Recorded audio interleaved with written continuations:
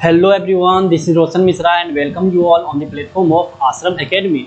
तो बच्चों, आज का क्लास जो है ये उन बच्चों के लिए है जो अपना क्लास 12th कंप्लीट कर चुके हैं या फिर क्लास 12th का एग्जाम दे रहे हैं और उनका मतलब जैसे कि अभी बहुत ऐसा बोर्ड है, हरियाणा बोर्ड हो गया, सीबीएसई बोर्ड हो गया, जो कि अभी क्लास 12th का एग्जाम नहीं हुआ है।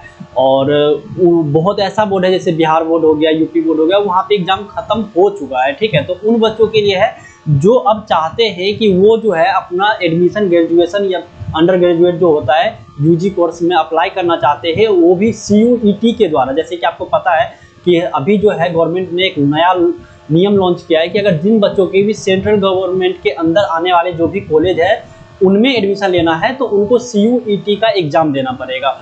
ठीक है, और अभी से यानी कि 6 अप्रैल से जो है फॉर्म अप्लाई होना चालू हो चुका है। आप लोगों ने अभी तक अगर नहीं भरा है तो उसे जाके भर लो। उसका सिलेबस में क्या क्या आने वाला है, क्या क्या क्वेश्चन पूछा जाएगा, वो मैंने पहले ही अपने इस वीडियो में अपलोड कर चुका है अपने इस चैनल पे। ठीक है, बहुत सारे बच्चे ने उसे देखा है, बहुत सारे बच्चे पूछ रहे थे सर इसे पढ़ने के लिए हमें कौन सा बुक जो है पढ़ना चाहिए, किस बुक से हम इसे पढ़े जो कि आसानी से एग्जाम हम लोग क्लियर कर ले। तो उन्हें मैंने कमेंट में बताया भी है कि उनके लिए कौन सा बुक बेस्ट होने वाला है। देखो, ऐसे तो एक आता है दिशा पब्लिकेशन का जनरल साइंस का मतलब बुक, जो कि क्लास 11th और 12th के ही बेसिस पे होता है, जिसमें NDA और UPSC जो होता है सिविल सर्विस एग्जाम के लिए, उसके लिए वो बुक होता है। ठीक है, तो आज के इस क्लास में मैं आपको 60 डे के अंदर कैसे आप अपना CUET का एग्जाम क्लियर कर सकते हो वो बताने वाला हूँ। ठीक है, तो चलिए शुरू करते हैं बिना किसी देरी के। तो जैसा कि आप लोग देख सकते हो यहाँ पे कि ये जो है आपका CUET का एग्जाम के लिए जो है ये पूरा कोर्स होने वाला है और ये आज जो है क्लास नंबर 1 होने वाला है ये। तो बारी बारी करके हम इसका कंप्लीट क्लास देखेंगे। ये क्लास नंबर 1 आज होने वाला है, ये क्लास 1 होने वाला है। ठीक है, मेजरमेंट जिसमें कि हम लोग पढ़ने वाले, जिसमें कि हम आज क्या पढ़ने वाले हैं, मेजरमेंट पढ़ने वाले हैं। मैं आपको ये पढ़ाने से पहले आपको बताना चाहूँगा कि देखो जो भी इसका सिलेबस है हम सिलेबस के अकॉर्डिंग चलेंगे। ये नहीं कि हम पूरा क्लास 11th क्लास 12th का एक एक चीज़ बिल्कुल डिटेल में देखने वाले हैं। हम उतना देखेंगे जितना कि हमारा CUET का जो एग्जाम है वो क्लियर हो जाए। और हमारे पास समय बहुत कम है, 60 डे में हमें 11th और 12th कंप्लीट खत्म करना है। तो आप समझ सकते हो कि हमें किस हिसाब से पढ़ना होगा। ठीक है, और ये क्लास 1 होने वाला है। अगर आपके दोस्त भी चाहते हैं तैयारी करना तो उन्हें भी ये वीडियो जरूर शेयर कर दीजिएगा और हमारे साथ जुड़िए। हम आपको बिल्कुल डिटेल में पढ़ाएंगे, एकदम बिल्कुल डिटेल्स नॉलेज देंगे। और चलिए सबसे पहले तो हम देख लेते हैं, जैसा कि मैंने इसमें बता दिया हमारे पास CUET का हम एग्जाम का तैयारी कर रहे हैं और 60 डे है हमारे पास और इस 60 डे में भी हम क्लियर करेंगे अपना एग्जाम। ठीक है, अभी से हमारे साथ जुड़ जाओ। चैनल को सब्सक्राइब नहीं किए हो तो चैनल को सब्सक्राइब कर लो। आज की क्लास में हम लोग मेजरमेंट पढ़ने वाले हैं। सबसे पहले मैं आपको सिलेबस बताना चाहूँगा। जैसा कि आप लोग देख सकते हो ये स्क्रीन पे आपको दिख रहा होगा सिलेबस।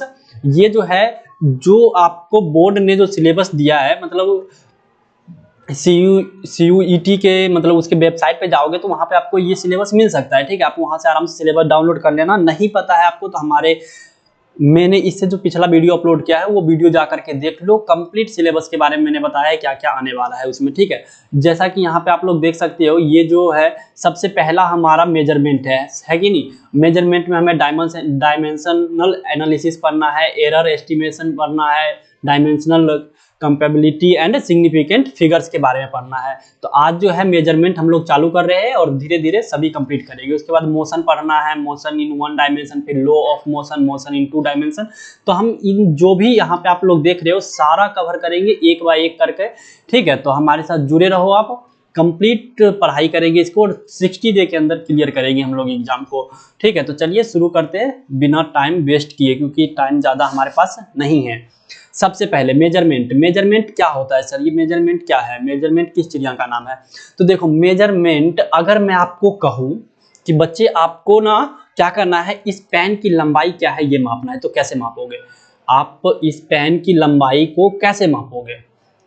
तो उसके लिए आप क्या करोगे, कोई ये मतलब ये एक ऐसा क्वांटिटी है जिसका लेंथ हमें पता नहीं है, मतलब इसका लंबाई हमें मापना है और वो पता नहीं। तो अननोन फिजिकल क्वांटिटी को कंपेयर किया जाता है नॉन फिजिकल क्वांटिटी के साथ और उसी प्रोसेस का नाम होता है measurement.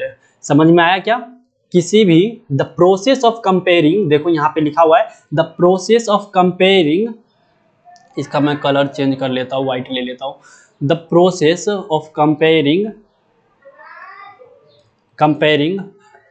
N unknown physical quantity with respect to known quantity is known as measurement. उसी को क्या कहा जाता है? मेजरमेंट कहा जाता है। अगर मैं आपको ये मान के चलो ये मोबाइल देता हूँ, कहता हूँ इस मोबाइल का लेंथ क्या है, इस मोबाइल का ब्रेथ क्या है, बताओ मुझे, तो आप लोग क्या करोगे, मतलब स्केल लोगे और स्केल से फिर इसको क्या करोगे, लेंथ को मापोगे। तो ये था अननोन फिजिकल क्वांटिटी, ठीक है, ये कोई क्वांटिटी है। और स्केल हमारे पास जो था वो क्या था, नॉन फिजिकल क्वांटिटी। और उसके द्वारा हम लोगों ने क्या किया, इसका मेजर किया, यानी कि कंपेयर किया, उस स्केल से इसको क्या किया, कंपेयर किया।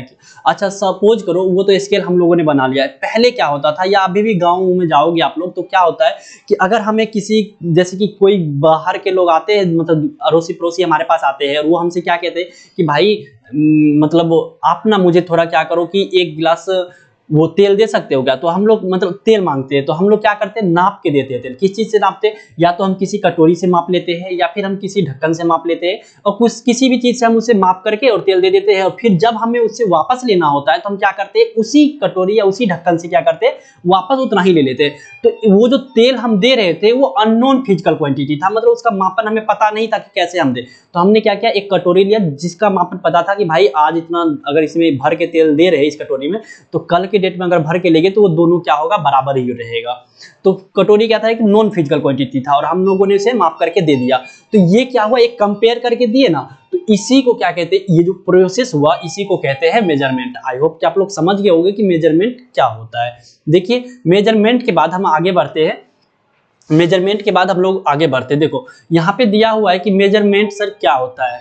यहाँ पे आगे दिया है कि measurement of any physical quantity consist of two part. जो मेजरमेंट होता है वो दो पार्ट को कंसिस्ट करता है। सही बात है, जैसे कि अगर हमें अभी तेल ही मापना था तो हम लोगों ने क्या किया, पहले एक तेल लिया और दूसरा एक, मतलब तेल अननोन क्वांटिटी था, एक कटोरी या फिर किसी चीज से हम लोगों ने जो मापा वो एक नॉन क्वांटिटी था, है कि नहीं। तो वही हो गया, एक इसमें दो क्वांटिटी होता है, दो पार्ट होता है। पहला पार्ट जो होता है उसका नाम होता है न्यूमेरिकल वैल्यू, और सेकेंड पार्ट जो होता है वो होता है द नॉन क्वांटिटी। पहला part numerical quantity and second part is the non quantity. अब यहाँ पे देखो ये नॉन क्वांटिटी होता क्या, चलो सर न्यूमेरिकल क्वांटिटी तो समझ में आया, न्यूमेरिकल मतलब 1 2 3 4 5 कुछ भी हो सकता है, एनीथिंग।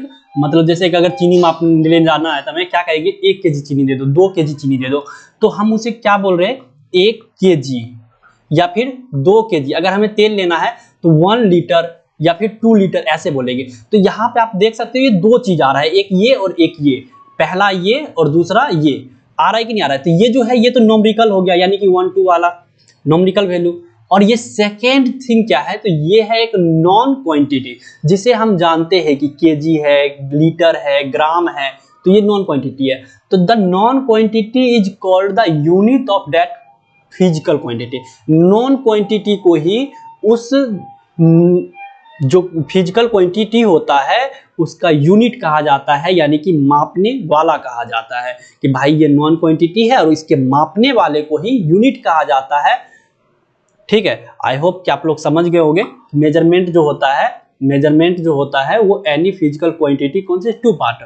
जो फिजिकल क्वांटिटी होता है और उसको हम मेजरमेंट करते हैं तो वो दो पार्ट को कंसिस्ट करता है। First is numerical value and second is non quantity. और वो नॉन क्वांटिटी जो होता है उसी का नाम क्या दिया जाता है, यूनिट दिया जाता है। उसी का नाम क्या दिया जाता है, यूनिट दिया जाता है। चलिए आगे बढ़ते हैं हम। आगे क्या है हमारे पास, आगे हमारे पास दिया हुआ है फिजिकल क्वांटिटी के बारे में ही। जैसे कि हम लोगों ने पीछे यहाँ पे देखा है, देखो कि अभी हम लोग क्या देख रहे हैं, मेजरमेंट हम लोगों ने समझ गया, हम लोगों ने देख लिया। मेजरमेंट को कंसिस्ट किया जाता है दो पार्ट में, numerical value and the non quantity. Numerical value और नॉन क्वांटिटी दो भागों में अलग अलग बांटा जाता है।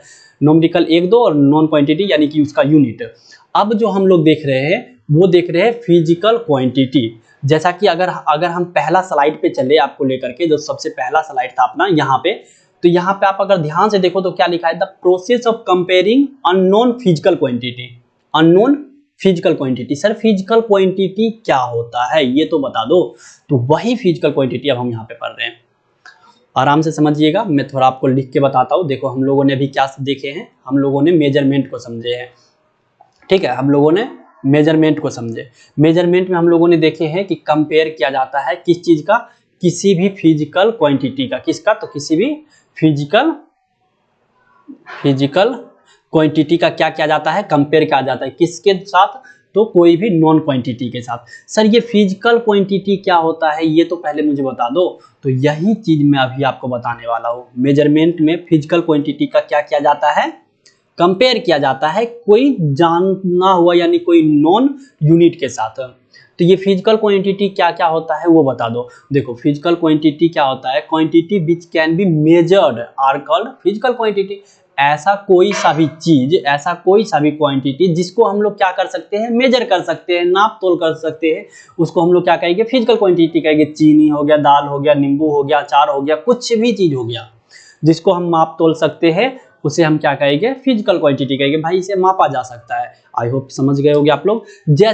जैसे अगर मैं फिजिक्स के लैंग्वेज में बात करूं तो जैसे वेलोसिटी हो गया फिजिकल क्वांटिटी है, एक्सेलरेशन हो गया फिजिकल क्वांटिटी है, फोर्स हो गया physical quantity, area, volume, pressure, etc और भी बहुत सारा चीज होता है। आई होप आप लोग 12th पास करके आए हो तो इतना तो पता होगा आपको फिजिकल क्वांटिटी के बारे में और उसका एग्जाम्पल के बारे में। वेलोसिटी क्या होता है, एक्सेलरेशन क्या होता है, फोर्स क्या होता है, एरिया क्या होता है, वॉल्यूम क्या होता है, इन सभी चीजों के बारे में आई होप आप लोगों को पता होगा पहले से, क्योंकि आप लोग अब 12th कंप्लीट कर चुके हो और एग्जाम अभी रिसेंटली दिए हो तो इतना तो आपको नॉलेज होगा।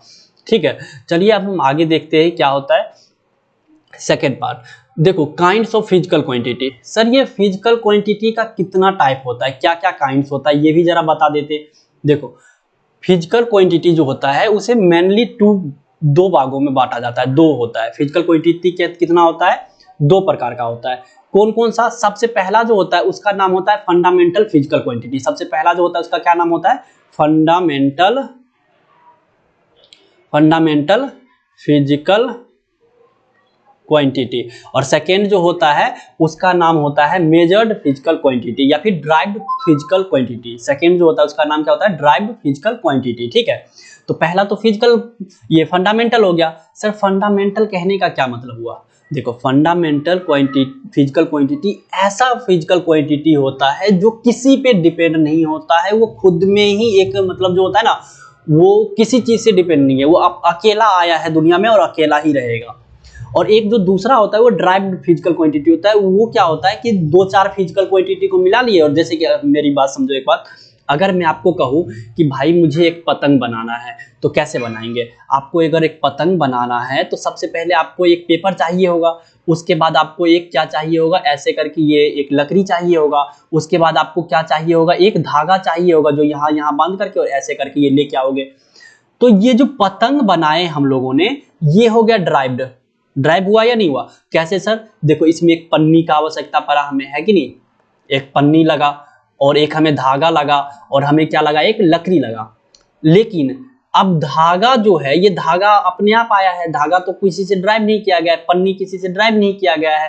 तो ये जो हो गया ये फंडामेंटल हो गया जो कि हमारे नेचर में उपलब्ध है और इसको मतलब कहीं से लाने के लिए, इसको बनाने के लिए हमें किसी दूसरे चीज की आवश्यकता नहीं होता है। उसी को कहते हैं फंडामेंटल क्वांटिटी, जिससे जो पहले से ही हमारे नेचर में अवेलेबल है, जो किसी चीज पे डिपेंड नहीं होता है, उसको क्या कहते हैं, फंडामेंटल फिजिकल क्वांटिटी कहते हैं। अब ये जो फंडामेंटल फिजिकल क्वांटिटी होता है, ये फंडामेंटल फिजिकल क्वांटिटी कितना होता है, तो 7 होता है। फंडामेंटल फिजिकल क्वांटिटी कितना होता है टोटल अपने यूनिवर्स में, वो 7 ही होता है। सर कौन कौन सा है फंडामेंटल फिजिकल क्वांटिटी, जरा ये भी बता ही दीजिए। तो देखो सबसे पहला फंडामेंटल फिजिकल क्वांटिटी लेंथ हो जाता है आपका, मास हो जाता है, टाइम हो जाता है, इलेक्ट्रिक करंट हो जाता है, टेम्परेचर हो जाता है, लुमिनियस इंटेंसिटी हो जाता है, एटम ऑफ सब्सटेंस हो जाता है, अमाउंट ऑफ सब्सटेंस हो जाता है। ये जो 7 आप लोग देख रहे हो ये क्या है, फंडामेंटल फिजिकल क्वांटिटी। ये क्या है, फंडामेंटल फिजिकल क्वांटिटी है। लेंथ, मास, टाइम, इलेक्ट्रिक करंट और luminous intensity, amount of substance और एंड टेम्परेचर, ये जो 7 है यही फिजिकल क्वांटिटी है। अब देखो लेंथ किसी से ड्राइव नहीं किया, लेंथ एक अकेला में ही अपने आप में है। मास जो होता है, मास यानी कि किसी चीज का वजन, ये अगर मैं एक मेरे पास कवर है, ये अगर मैं इसका मास देखना चाहूँ तो ये क्या, इसको मास के लिए कहीं और से कुछ लगाना पड़ेगा नहीं ना, मास तो मास है, इसका वजन है। तो ये भी एक क्या है, फंडामेंटल होता है। टाइम जो चल रहा है ये भी एक फंडामेंटल, इलेक्ट्रिक करंट हो गया, टेम्परेचर हो गया, लुमिनियस इंटेंसिटी हो गया, अमाउंट ऑफ सब्सटेंस हो गया, किसी भी सब्सटेंस का अमाउंट जो होता है वो भी एक फंडामेंटल क्वांटिटी में आता है। आई होप कि आप लोग फंडामेंटल क्वांटिटी को समझ गए होंगे। और अब जो मैं आगे देखने वाला हूँ वो सेकेंड है हमारा ड्राइव्ड फिजिकल क्वांटिटी। सर ये ड्राइव फिजिकल क्वांटिटी क्या होता है, जरा बता देते इसे भी ढंग से। तो देखो ड्राइव फिजिकल क्वांटिटी किसे कहोगे आप लोग। तो ड्राइव फिजिकल क्वांटिटी एक ऐसा क्वांटिटी होता है जो कि ड्राइव किया होता है किसके द्वारा, तो ये ड्राइव किया होता है फंडामेंटल फिजिकल क्वांटिटी के द्वारा। सर कैसे, तो तुम लोग बोल सकते हो derive physical quantity are those physical quantity which are derived by the fundamental physical quantity. जो फंडामेंटल फिजिकल क्वांटिटी से क्या किया गया हो, ड्राइव किया गया हो, उसी को कहते हैं हम लोग drive physical quantity.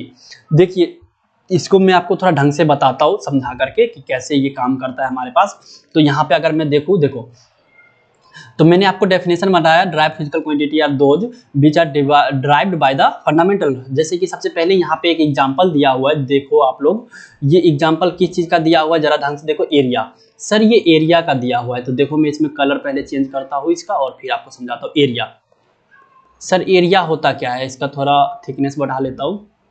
Area, area क्या होता है, area is equal to length into breadth, लंबाई गुनी चौड़ाई। जैसे कि अगर मैं ये एक आयत है हमारे पास, ये हमारे पास एक रेक्टेंगल है और इसका मैं एरिया निकालना चाहता हूं, तो ये वाला मल्टीप्लाई ये वाला लेंथ इंटू ब्रेथ, इन दोनों को मल्टीप्लाई कर दूंगा तो क्या हो जाएगा, एरिया निकल जाएगा। लेकिन ध्यान से देखो तो ये भी एक लंबाई है और ये भी एक लंबाई है, यानी कि L मल्टीप्लाई L।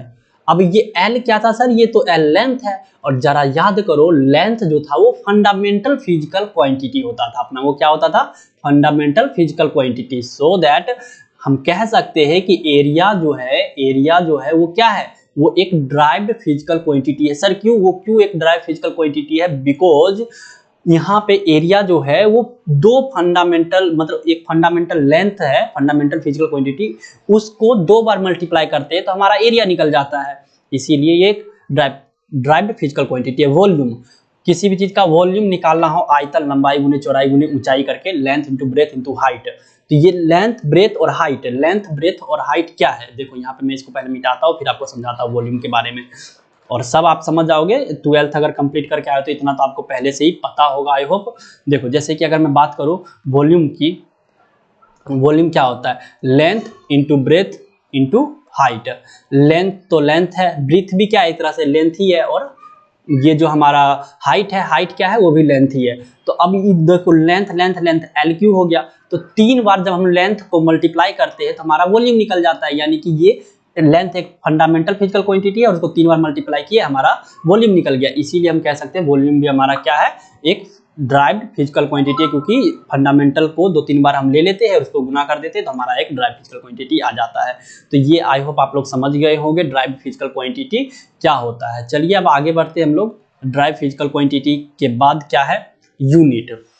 अभी तक हम लोगों ने मेजरमेंट देख लिया। देखो अभी तक हम लोगों ने क्या क्या देख लिया है, हम लोगों ने मेजरमेंट कंप्लीट कर लिया अपना, मेजरमेंट के बारे में समझ गए हैं कि मेजरमेंट क्या होता है। मेजरमेंट में हम फिजिकल क्वांटिटी को मापा करते थे, तो हम लोगों ने फिजिकल क्वांटिटी को समझ लिया कि सर फिजिकल क्वांटिटी क्या होता है। हम लोगों ने फिजिकल क्वांटिटी भी समझ लिया। फिजिकल क्वांटिटी में हम लोगों ने देखा कि फिजिकल क्वांटिटी दो तरह का होता है, एक होता है फंडामेंटल फिजिकल क्वांटिटी और एक होता है ड्राइव्ड फिजिकल क्वांटिटी। ठीक है, एक होता है ड्राइव्ड फिजिकल क्वांटिटी। तो हम लोगों ने ये दो फिजिकल क्वांटिटी को समझ लिया है। जब हम इन दोनों को समझे और इसका एग्जाम्पल भी ले लिए, तो अब इस फिजिकल क्वांटिटी को मापने के लिए याद करो मेजरमेंट किसे कहते थे, किसी फिजिकल क्वांटिटी को कंपेयर किया जाता है एक नॉन फिजिकल क्वांटिटी से, एक नॉन क्वांटिटी से। तो वो जो, अब तो फिजिकल क्वांटिटी समझ गए, दूसरा जो नॉन क्वांटिटी था जिससे हम कंपेयर करते थे उसी को कहते हैं यूनिट। उसी को क्या कहते हैं, उसी को कहते हैं यूनिट। अब देखो यूनिट क्या होता है, to measure a physical quantity, physical quantity को मापने के लिए इट इज कंपेयर, इसका कंपेयर किया जाता है विथ अ स्टैंडर्ड क्वांटिटी। किसके साथ कंपेयर किया जाता है, विथ अ स्टैंडर्ड क्वांटिटी के साथ। And this standard quantity is called unit of the quantity, unit of that quantity. मतलब फिजिकल क्वांटिटी को मेजर करने के लिए उसका कंपेयर किया जाता है किसके साथ, तो स्टैंडर्ड क्वांटिटी के साथ। और उस स्टैंडर्ड क्वांटिटी को हम लोग क्या कहते हैं, उस स्टैंडर्ड क्वांटिटी को हम लोग यूनिट कहते हैं। किसका, तो फिजिकल क्वांटिटी का, जिसका मापन कर रहे हैं, जिसका मेजरमेंट कर रहे हैं हम लोग। आई होप कि यूनिट क्या होता है आप लोग समझ गए होंगे, बहुत आसान था। अब जैसे एग्जाम्पल में अगर अब मैं आपको दूं तो एग्जाम्पल में मीटर हो गया, ठीक है, लेंथ मापने के लिए, ठीक है, करंट मापने के लिए एम्पियर हो गया, और वॉल्यूम मापने के लिए मीटर क्यूब हो गया, कुछ भी हो सकता है इस तरीके से, केजी हो गया। ये सब क्या है, ये सब यूनिट है, जो कि हम अब केजी, चीनी को मापना है, एक फिजिकल क्वांटिटी है चीनी, तो उस केजी से मापेंगे तो केजी क्या हो गया, यूनिट हो गया, और चीनी क्या हो गया, फिजिकल क्वांटिटी हो गया। अब ये सब आप लोग समझ गए होंगे यूनिट क्या होता है। चलिए अब यूनिट के बाद आगे और थोड़ा देख लेते हैं। देखो यूनिट जो है, यूनिट का कितना टाइप्स होता है, तो mainly there are 2 types of unit. Unit जो होता है वो 2 तरीके का होता है। यूनिट कितने तरीके का होता है, यूनिट मेनली 2 तरीके का होता है। First one is fundamental unit and second one is, just wait, first one is fundamental unit and second is derived unit. Sir ये क्या, फंडामेंटल फिजिकल क्वांटिटी पीछे पढ़े थे, अभी आप बता रहे हो फंडामेंटल यूनिट। हाँ बच्चे, तो सेम वही चीज है, ये भी जो हम पीछे पढ़े थे वही ये भी है। अब फंडामेंटल फिजिकल क्वांटिटी को जो मापेंगे तो कोई ना कोई तो यूनिट होना चाहिए ना उसका भी। जैसे अब लेंथ फंडामेंटल था, लेंथ को मापने के लिए मीटर होता है, तो ये मीटर जो हुआ उस लेंथ का यूनिट हो गया। तो fundamental unit are those unit which does not depends upon any other quantity, जो कि किसी और फिजिकल क्वांटिटी पे डिपेंड नहीं करता है, फिजिकल यूनिट पे डिपेंड नहीं करता है, फंडामेंटल यूनिट पे डिपेंड नहीं करता है, उसी को फंडामेंटल यूनिट कहते हैं।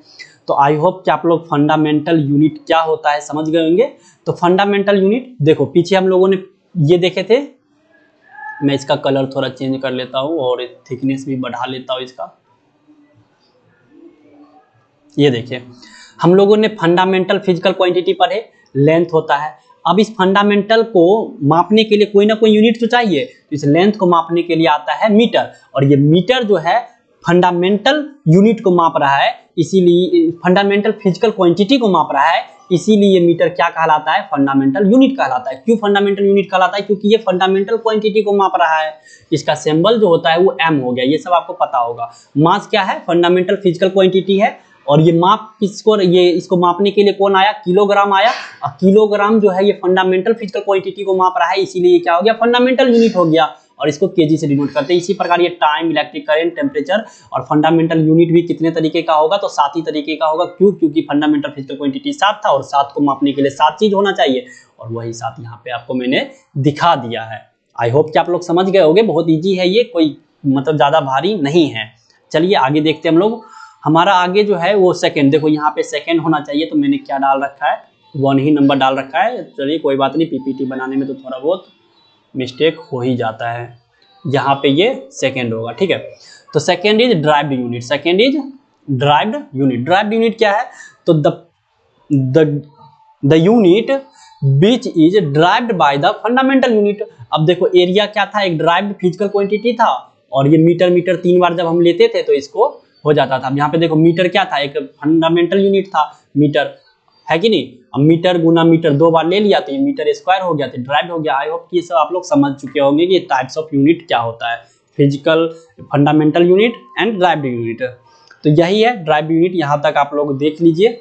अगर आपको ये पसंद आ रहा हो तो प्लीज चैनल को लाइक सब्सक्राइब जरूर करें, अपने दोस्तों के साथ भी इसे शेयर करें, जिससे कि हमारा मोटिवेशन लेवल जो है वो बढ़ा रहे। अब देखो लास्ट, तो बच्चों आज की वीडियो में मैंने आपको बस इतना ही बताया है। Thanks for watching. और देखो आज मैं बता देता हूँ आपको मैंने क्या क्या पढ़ाया है, एक बार रिवीजन कर लेते हैं हम लोग। देख लो हम लोगों ने क्या क्या पढ़ लिया है आज। तो सबसे पहले हम लोगों ने मेजरमेंट क्या होता है वो समझे। मेजरमेंट से हमारे पास 2 नाम आया था कि मेजरमेंट जो होता है वो फिजिकल क्वांटिटी को कंपेयर किया जाता है अननोन क्वांटिटी के साथ, अननोन क्वांटिटी के साथ। तो फिर हम लोगों ने फिजिकल क्वांटिटी को समझा कि ये फिजिकल क्वांटिटी 2 होता है, एक फंडामेंटल और एक ड्राइव्ड। हम लोगों ने इन दोनों को बढ़िया से कर लिया। फिर अननोन क्वांटिटी पे हम लोग गए तो हम लोगों ने देखा ये भी 2 होता है, एक होता है फंडामेंटल यूनिट, एक होता है ड्राइव्ड यूनिट। फंडामेंटल यूनिट का यूज करते हैं फंडामेंटल क्वांटिटी को मापने के लिए, और ड्राइव्ड यूनिट का यूज करते हैं ड्राइव्ड फिजिकल क्वांटिटी को मापने के लिए। हम लोगों ने आज की क्लास में इतना सब चीज़ जो है समझ लिए हैं। अब नेक्स्ट क्लास जो हमारा आने वाला है वो मैं आपको बता देता हूँ हम लोग किस क्या चीज़ करेंगे नेक्स्ट क्लास में। तो देखो ये है हमारा सिलेबस जो कि हमारे आप लोगों को जो दिया गया है, मतलब CUET के द्वारा जो मतलब कंडक्ट करवा रहा है एग्जाम, उनके द्वारा ये सिलेबस जो है उनके वेबसाइट से आप लोग डाउनलोड कर सकते हो। तो आज जो है हम लोग डायमेंशनल एनालिसिस समझे हैं, कल जो है हम लोग एरर एस्टिमेशन और डायमेंशनल कंपैटिबिलिटी और सिग्निफिकेंट फिगर को देख लेंगे इसके आगे। तो हमारा मेजरमेंट जो है वो कंप्लीट हो जाएगा। उसके बाद हम लोग 3rd नंबर का क्लास में मोशन इन 1 डायमेंशन को समझेंगे। ठीक है, ये चीज़ मैंने आपको बता दिया आज। ठीक है, तो थैंक्स फॉर वॉचिंग। और वीडियो अच्छा लगा हो तो अपने दोस्तों के साथ शेयर जरूर कर दो इसे, क्योंकि इससे हमारा मोटिवेशन लेवल जो है वो बढ़ा रहता है। आई होप कि आप लोग मज़े ले रहे होगे पढ़ाई में, और मतलब हमें जो है अपना एग्ज़ाम पूरा क्लियर करना है। तो भाई जी जान लगा दो, 2-3 महीना बचा हुआ है, आराम से हम लोग जो है कर लेंगे, अच्छा खासा पढ़ाई कर लेंगे। ठीक है, तो बने रहो हमारे साथ इस वीडियो सीरीज में, और मज़ा आएगा आगे चल के। सबका एग्ज़ाम क्लियर होगा, सब बढ़ेंगे आगे। 30-60 दिन से भी ज़्यादा है हमारे पास, मैं 60 दिन के अंदर ही कंप्लीट करने का पूरा ट्राई करूँगा। पूरा क्या एक तरह से कर ही दूंगा मैं ट्राई। ठीक है, मतलब पूरा खत्म कर ही दूंगा। ठीक है, तो जुड़े रहो मेरे साथ। जय हिंद, थैंक्स फॉर वॉचिंग। फिर मिलेगी नेक्स्ट क्लास में। Thank you.